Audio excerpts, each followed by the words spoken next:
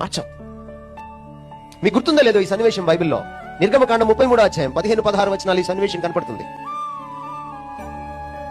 దేవుణ్ణి కాదని ఇశ్రాయేలీలు వేరే దేవుణ్ణి పూజించడానికి పూనుకున్నప్పుడు, తన మాట వినకుండా అవిధేయత చూపించినప్పుడు దేవుడికి కోపం వచ్చి మోషేని పిలిచాడు.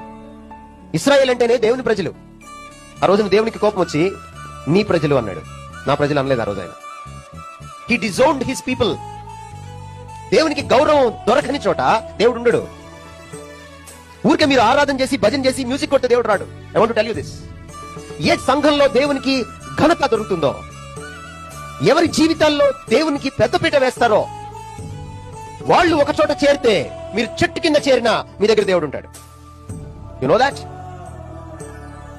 మీరు ఒక ఫంక్షన్కి వెళ్తారు, మీరు దేవుడు కాదు, మీరు ఆ ఫంక్షన్ లో మిమ్మల్ని ఎవరు పట్టించుకోలేదు. ఓ బర్త్డే పార్టీకి వెళ్తారు, మీ స్నేహితురాలే, మీ స్నేహితుడే, కానీ మిమ్మల్ని పట్టించుకోలేదు. ఉంటారు అక్కడ? మీరు ఉంటారా? మీరు no, because you have self dignity. మీకంటే ఆత్మగౌరవం లేదా ఈ దేవుడికి? ఆయనకి మీ జీవితంలో గౌరవం దొరకనప్పుడు మీరు ఎన్ని ప్రోగ్రాంలు పెట్టుకుంటే ఆయన ఎందుకు వస్తాడు? మీరు ఎంత భజన చేస్తే ఆయన ఎందుకు వస్తాడు? ఆయనకి మ్యూజిక్ తెలియక? రేపు పరలోకంకి వెళ్ళి చూడండి ఎలా ఉంటుంది అక్కడ మ్యూజిక్. ఇళయరాజా ఉన్నాడు అక్కడ, ఏఆర్ రెహమాన్ ఉన్నాడు అక్కడ. వాళ్ళు పనికిరారు.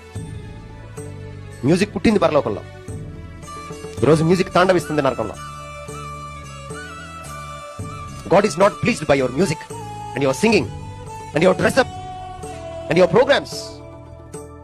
But if your life, if your character ఆయన గాని గణపరిస్తే, ఆయనకి ఇవ్వాల్సిన గౌరవం ఇస్తే, మీరెంత చిన్న సంఘమైనా మీరు ఒక చోట కూడితే ఆయన అక్కడ ఉంటాడు.